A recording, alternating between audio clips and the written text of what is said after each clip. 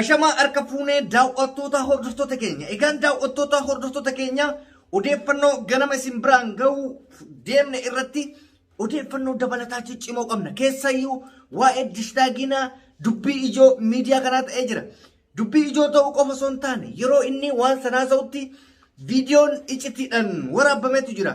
Icitiin waraabame kunis akkuma beekamutti yeroo inni waan sanaa isaa turetti akka inni gara sirbaatti ce'u yookaan akka inni qabamuuf yeroo haasa'u sagaleen isaa maayikiidhaan namoota harkaa bahee fi akkasuma daawwattoota hordoftoota keenya odeessii ajaa'ibsiisaa isinii qabna. Keessayyuu injifannoo wobooti fi injifannoo TPLF guyyaa har'aa magaalaa haaraa tokko ammas woboo fi TPLF qabatanii jiranii kana qofa osoo hin taane icitii cimaa qaama mootummaa keessaa bahe kan viidiyoodhaan OMN fide tokko viidiyoo OMN waliin isiniif qabadhee dhufee jira. Amma xumura qophiitti waliin turan affeerraa kooti.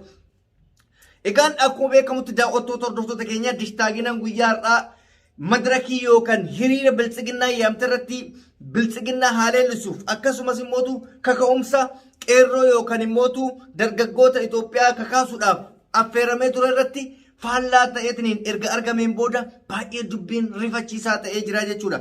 Inni waan badaa tokkos jechuu baatullee akka biyya sanitti dargaggoonni kana booda waraana keessatti hin dhumne deemaniitiin akka gama jaarsumaatiin qofa fidaniif nageenya labsee ture. Biltsiginnaan garuu kanaaf isa ergiteen turre. Akka inni kaka'umsa humna biyyattiitti ta'ee ijoolleen kaka'umsa godhattee horattee gama waraanatti deemtuuf waan san godhanii kanneen kanaan mootu namoonni godhu akkuma isin beektan warra garaaf bitamu warra akka artistoota keenya Caalaa Bultumee akka Saaliyaa Saamii warra garaa qofaaf deemu warra sabaaf iyyaan warra biyyaaf iyyaan namoota akkasiisan barbaadanii turan biltsiginnaa jechuudha. Dubbiin faallaa ta'ee dishtaaginaan guutuu biyyattiitti jaalatamu fudhatee akka malee yeroo ammaa kana leellifamaa jira. Dishtaaginaan nama ofiisaatiif waraana keessa ture ani lammii kiyyaan lolu jedhee keessaa bahee jedheetiin dubbata. Haa galatoomu akka nama dhuunfaa tokkootti lammii kanaaf yaadee jira jenneetiin abdanna jechuudha. Egaan daawwattoota hordoftoota keenya kan isaa bira yoo darbine waa'ee OPDO Oromiyaa keessattii fi Abiy akka takka ol qabantu dubbatama. Iccitii kana viidiyoo OMN irraa dhageeffadhee viidiyoo OMN kana xaasitanii dhageeffattanii jechuudha. Iccitiin guddaan maa inni waa'ee lola biyyattii kanaa irratti Abiy akka warra OPDO Oromiyaa baay'ee doorsisetu dubbatama. Sababni doorsiseef biyyattii tana keessatti namni badu, namni hidhamu, namni ajjeefamu isinii ani keessaa bahuu danda'a. Kanaaf akka amma duubatti harkifattan kanatti abadan inni waan baane jedhanii dhaadannoo cimaa akka godheefitu dhaga'ama. Sababni isaa biyya tana keessatti yeroo takkatti ka'ee keessaa bada isin garuu yeroo tokkotti kaatanii baduu hin dandeessanii wanta ani isiniin jedhe raawwachaa hin jirtan bifa jedhuun doorsisa cimaa fi walitti bu'iinsa hamaan akka ture OMN madda qabatamaa irraa fudhatee jira jechuudha.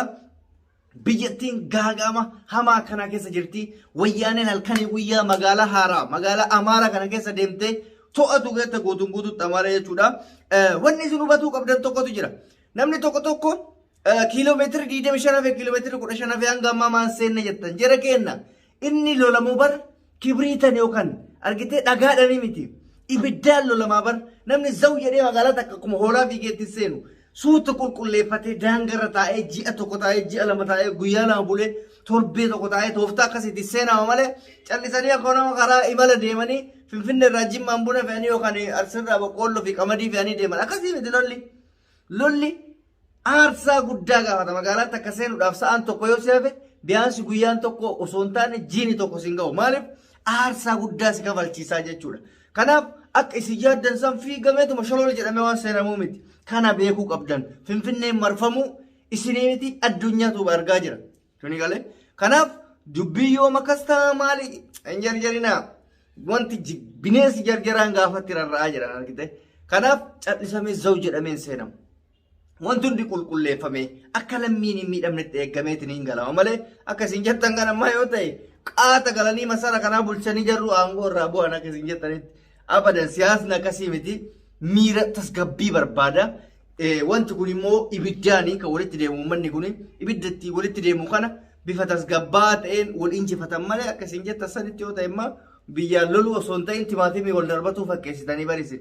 Isinii galee akkasitti beekuu qabdanii egaan iccitiiwwan hunda jiru viidiyoo inni irraa dhaggeeffattanii akkasuma biyya Jarmaniitti gargaarsi woboodhaaf taasifame birrii miiliyoona 1.5 kan takka qofatti kan guurame Oromoo biyya Jarman haa galatoomanii odeeffannoo qabatamaa fi odeeffannoo guutuu viidiyoo an amma nattaanee dubbatu kanarraa hunda adda baafattan jedheen abdii qaba.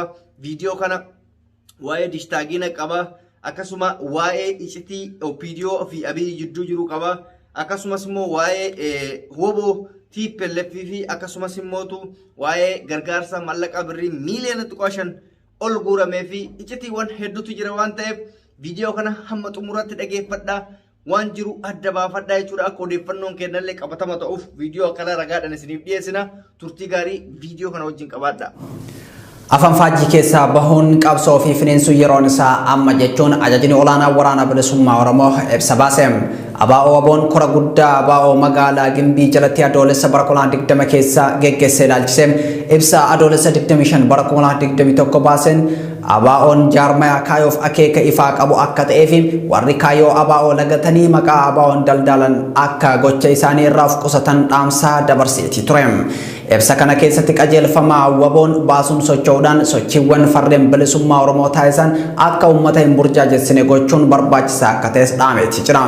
Hawaasni idil addunyaas haleellaa xayyaaraa ilmaan Oromoo Walloom Caffaa bitti geggeeffame akka balaaleffatu namootaa fi qaama sanyii duguuggaa ajajanii fi raawwatan hundas mana murtii idil addunyaatiin akka dhiyeessan ni gaafanna jedha ibsi ajaja olaanaa waraana bilisummaa Oromootiin ba'e kuni. Ummanni Oromoo Jarman keessa jiraatan walitti dhufuun guyyaa kalleessaa sadaasa jaabara 2021 magaalaa Nuberberg keessatti tumsa waraana bilisummaa Oromoo qopheessuun mallaqa Itoophiyaa birrii miiliyoona 1 walakkaa ol sassaabanii jiru jedhame. Sagantaan kun koreewwan humna qeerroo fi hawaasa naannoo Baavaariyaatiin kan qophaa'e yoo ta'u artistoonni Oromoo biyya Jarman keessa jiraatanis saganticharraa qooda fudhachuu obbo Abdoo Qaadii Abbaa Jabal OMN itti himaniiti jiru. Sagantichi kun kan qophaa'e waraana bilisummaa Oromoo gama diinagdeetiin utubuuf akka ta'ee fi karaa barbaadame miraan cinaa dhaabbachuu fi jedhu hirmaattonni sagantichaa. Humni ittisa Tigraay haleellaa haaraa humna waraana biltsiginnaa irratti taasiseen injifannoo goonfachuu isaa komaandii poostii waraana Tigraay ibse.